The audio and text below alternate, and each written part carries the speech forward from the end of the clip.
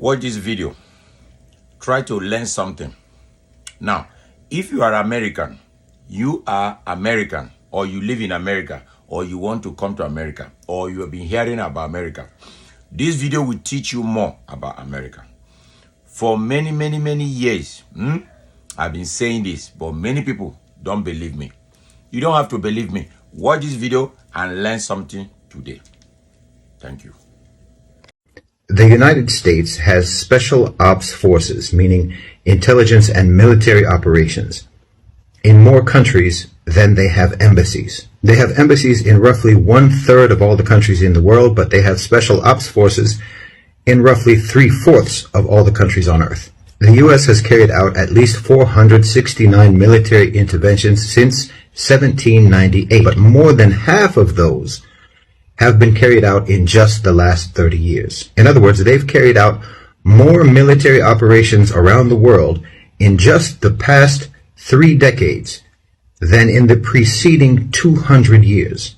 If you combine the total spending of the top 10 military budgets in the world, the countries that spend the most on their militaries, if you combine that total, it still won't equal what the United States spends on their military. Now, these 250 or so military interventions since 1991 have been primarily carried out for economic reasons, to control resources, access to markets, to control markets, and so on. The use of the American military has been disproportionately for the sake of business. It has not been ideological, it has not been nationalistic, it has not been religious, and it has not been to spread democracy.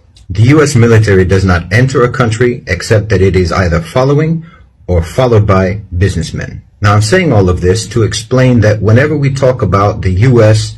doing this or that, we're not talking about the United States per se. We are talking about the military and political power of the U.S.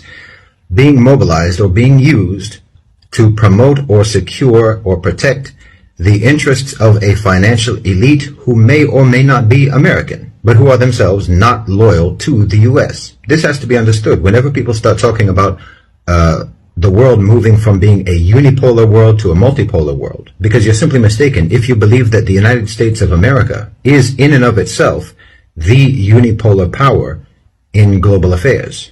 The U.S. is simply the strongest and most coercive instrument of power in the world, and it is utilized by a contingent of financial elites who belong to no nation.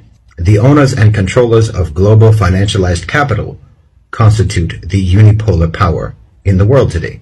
It's a private sector power. They are not a country, they are not a nation state, but they dominate global affairs. As long as this remains the case, there is never going to be any genuine multipolarity in international relations.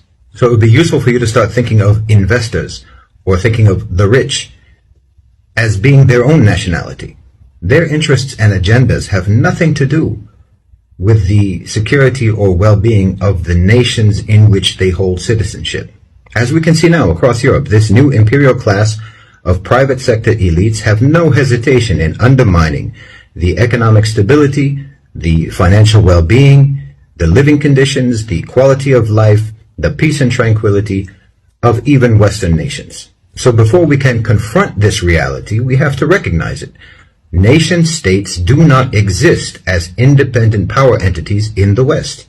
They are subordinate to a private sector, a national class of imperialistic owners of capital.